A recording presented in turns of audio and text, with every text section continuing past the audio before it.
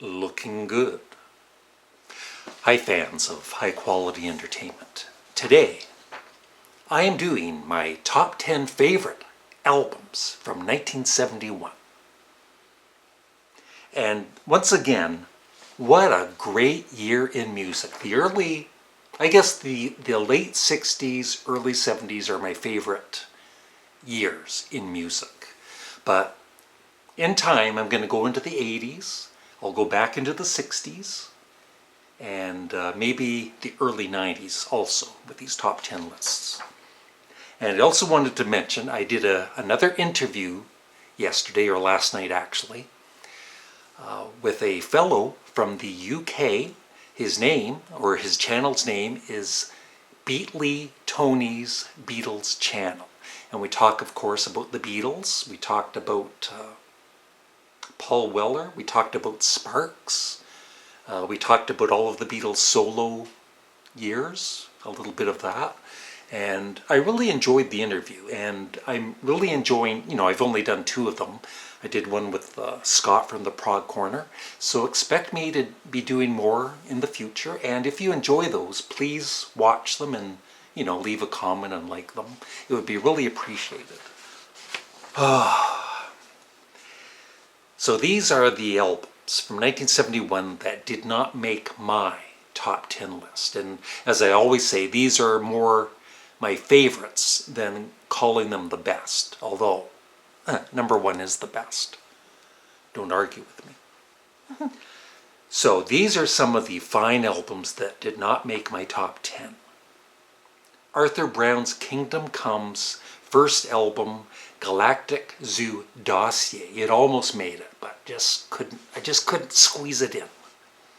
The Doors' L.A. Woman, Alice Cooper's Killer, Grand Funk Railroad's E Pluribus Funk, The Guess Who's So Long Bannatyne, John Lennon's Imagine.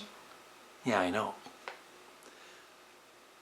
Paul McCartney and Wing's Wildlife, Rod Stewart's Every Picture Tells a Story, Steppenwolf's For Ladies Only, Marvin Gaye's What's Going On, Joni Mitchell's Blue, Sly and the Family Stone's There's a Riot Going On, Jethro Tull, Aqualung, T-Rex, Electric Warrior, Genesis, Nursery Crime, Carole King, Tapestry, The Beach Boys, Surf's Up, Cat Stevens, Teaser and the Firecat, The Kinks, Muswell Hillbillies, Deep Purple, Fireball, Canned Heat with John Lee Hooker, Hooker and Heat, Atomic Rooster, In Hearing of Atomic Rooster, Nilsson Schmilsson, Harry Nilsson, Savoy Brown, Street Corner Talking, and Frank Zappa and the Mothers of Invention, Fillmore East, 1971.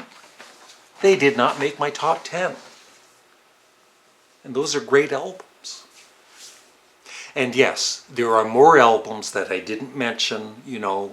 There's hundreds of great albums, in the early 70s. So I can't list every single one. I'm sorry.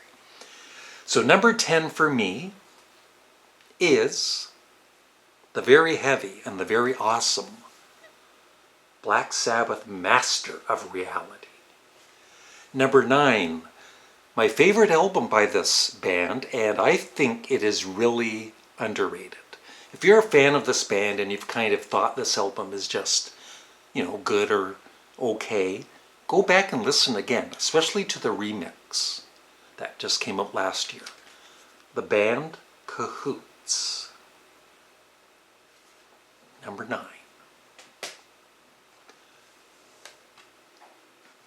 Number 8. I've had this, probably one of the earliest albums I've had in my CD collection, probably back from the mid-80s. Is that when CDs started? And I hope these are individually remastered at some point. It's been so long. But this is such a great album, as was Killer. Love It to Death by Alice Cooper. I love the Alice Cooper band era.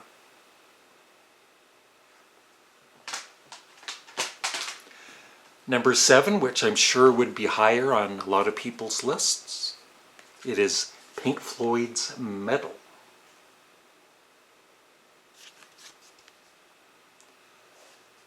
Number 6.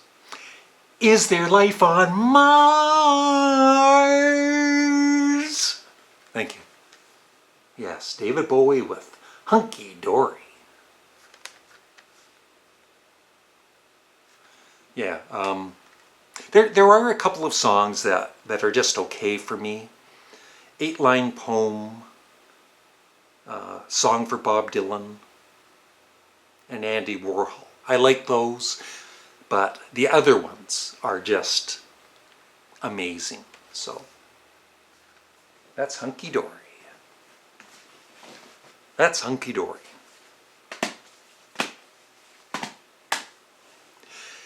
So 1, 2, 3, 4. The top 5. Any one of these could easily be number 1. And I seriously did struggle ranking them. But I'm kind of going by how often I listen to them. Number 5 is Fragile by Yes. Number 4, what a consistent, great song after great song. And it came with a zipper. The Rolling Stones, Sticky Fingers. Yeah, I'd really be curious to see some others' top 10 lists, because I'm sure these, or most of these, would be in your top 10, and I'm just curious how you would rank them. Because Sticky Fingers and this album, I was kind of struggling, but I've decided that Led Zeppelin 4 would be number 3. And once again, number 2, one of the greatest albums ever, with possibly the greatest opening song and the greatest closing song on one album. The Who, Who's Next? So what do you think my number 1 is? What do you think I haven't mentioned yet from 1971? I'll just sit here for a minute and you can think it over. That's right, the essential Ted Nugent. It's a joke. Didn't come out in 1971. It's a very heavy album, man. It's Paul McCartney's Ram. One of the greatest albums of all time. And I don't know why I'm doing this like my video's 3D. Put on your 3D glasses. Yeah. I